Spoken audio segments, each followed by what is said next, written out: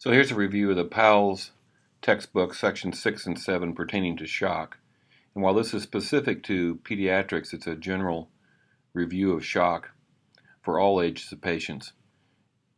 4 basic types of shock: hypovolemic, which can come from actual bleeding or loss of body fluid through vomiting and diarrhea. Distributive shock, also sometimes called container shock, which can be from an anaphylactic reaction, sepsis, or neurogenic shock. Then the obstructive shocks are typically thought of as either a tension pneumothorax or cardiac tamponade, and then cardiogenic shock with pump problems. So we'll talk about each one of these in reference to how PALS addresses things and discuss management of pediatric patients. But again, a lot of this pertains directly to adults as well. Key point that PALS makes is that patients can be in shock, they can have hypoperfusion and not yet have hypotension. So a lowered blood pressure is not the thing to watch for. Signs of shock appear well before the blood pressure drops. PALS also likes to talk about compensated shock versus hypotensive shock. The previous term was decompensated shock, and they like to make it more clear by saying that the patient is compensating, so they're in compensated shock, their blood pressure is still maintaining, and then once the pressure drops, then they're in hypotensive shock. Pretty decent chart on page 83 in the PALS text, at least the current version of the PALS text that we're using right now in March of 2015. And on page 83 it talks about various signs of shock and discusses cap refill and peripheral pulses and how they vary a little bit. In general, most of the types of shock will appear the same with the exception of those things: cap refill and peripheral pulses, maybe some skin condition issues. Sepsis is the outlier. The other types of shock, other causes of shock, I should say, the other causes of shock besides sepsis tend to be pretty similar in their presentation. It's the septic patient that looks a little bit different. But the patient will have some altered mental status, specifically irritable, lethargic. They will have some tachypnea, and that may come with increased effort, but quite often it comes with just an increase in rate. Quiet tachypnea is the phrase that PALS uses. In other words, when you're looking at your patient, you won't notice that they are short of breath. You would have to intentionally count their rate to realize that they're breathing more rapidly than normal. And it's a little bit harder with kids because their heart rate, their breathing rate, everything varies by age as well as by activity, how upset they are. And so identifying shock in pediatric patients is a lot of times more the total picture than any one parameter that you might be looking at.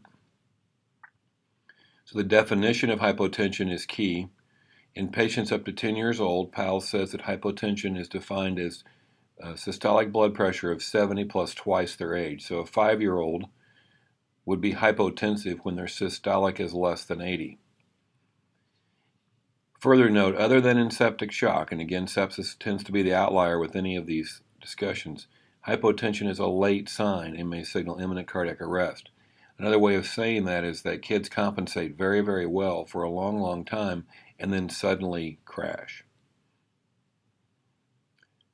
So we're talking about blood pressure here, and it would be worth our time to take a reminder of what goes into a blood pressure. Well, it's a cardiac output times the systemic vascular resistance. In other words, SVR, systemic vascular resistance, would be a measure of how vasoconstricted or vasodilated they are. And then cardiac output, of course, is heart rate times stroke volume. So your blood pressure depends on these 3 parameters.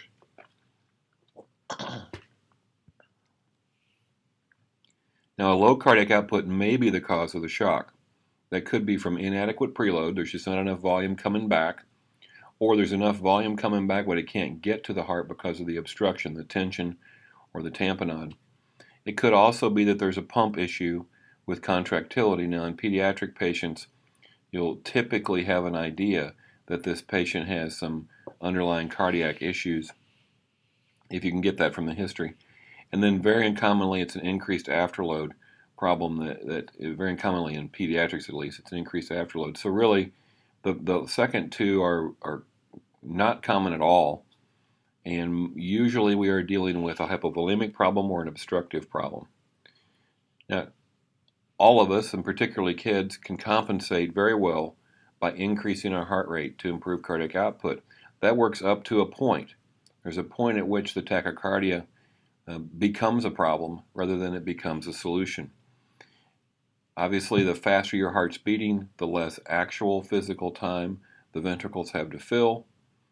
And during the diastole period, when the heart is not contracting, that's when myocardial perfusion occurs.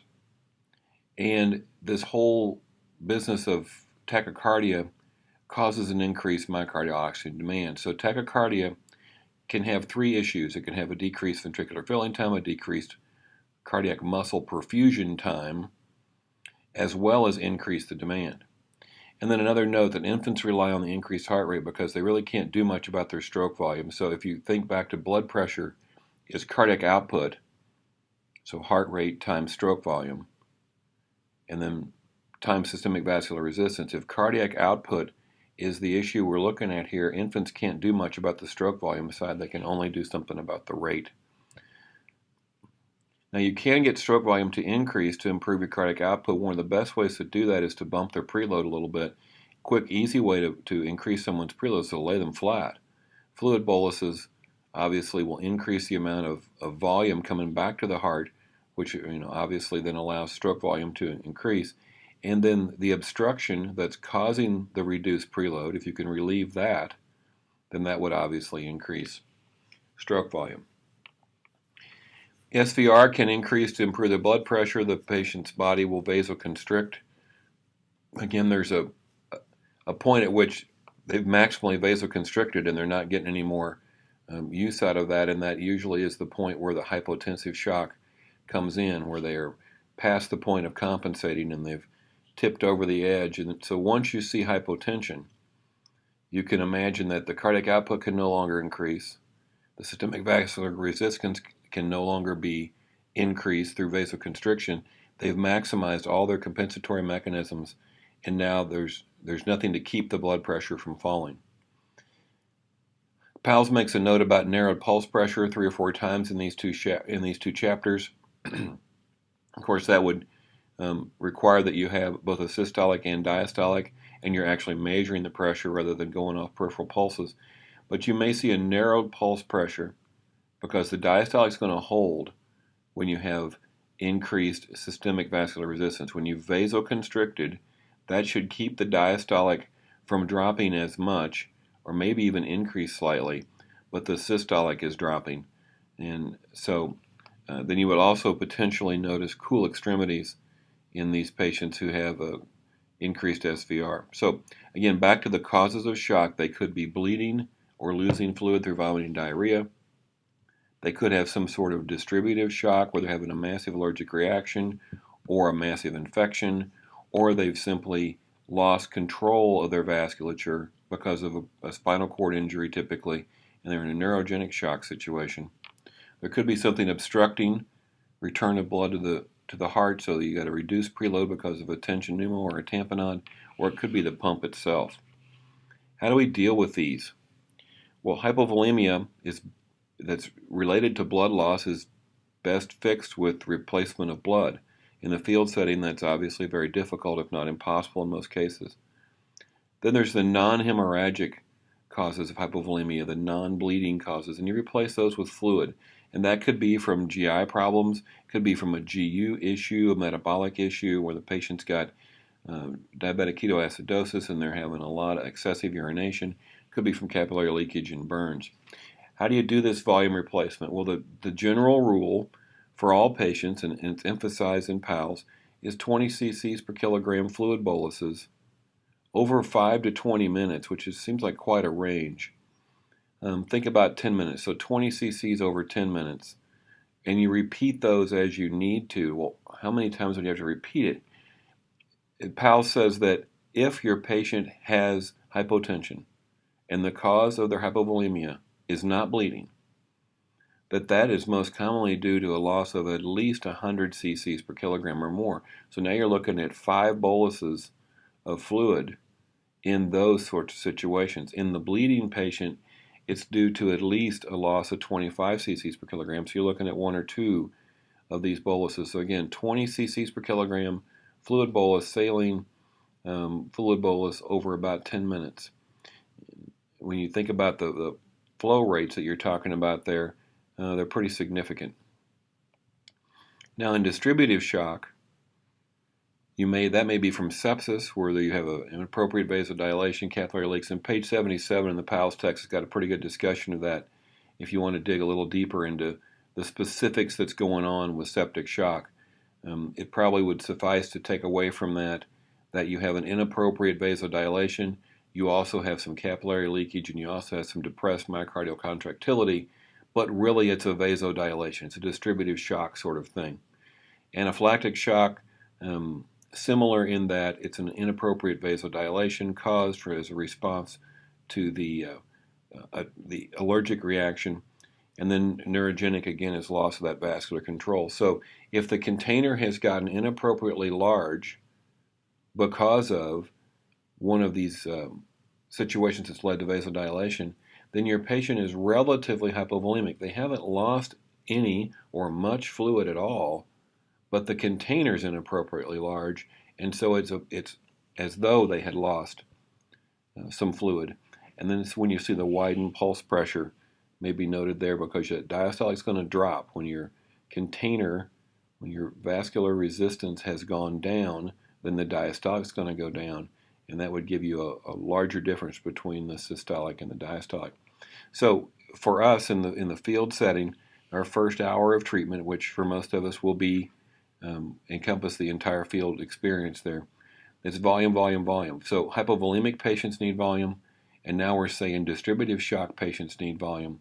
And then later, if they're unresponsive to volume, there's some vasopressors that can be used, and your PALS textbook discusses those in pretty significant detail. And remember that PALS is a course that's not just for field providers, it's for all levels of providers. And really, it's not that we don't care from a field perspective about the vasopressor part, but it just really isn't going to enter our practice very much, and if it does, it's going to be with direct medical control contact. Okay, so again, hypovolemic shock needs volume. Distributive shock in the field needs volume. And so obstructive shock would then need us to relieve the obstruction. If the problem is a tension, we need to needle the chest and get rid of the tension. If the problem is a tamponade, we need to give fluid, which is our standard therapy now for shock and in kids, and again in most patients.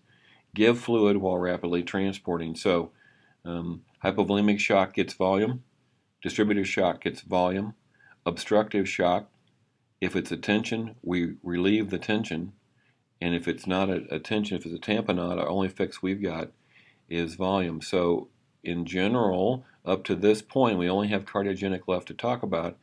Give them fluid, rule out the tension, and urgent transport would be clearly involved here, as well as medical control contact. So we're briefly going to touch on cardiogenic shock. This is pretty uncommon in pediatrics.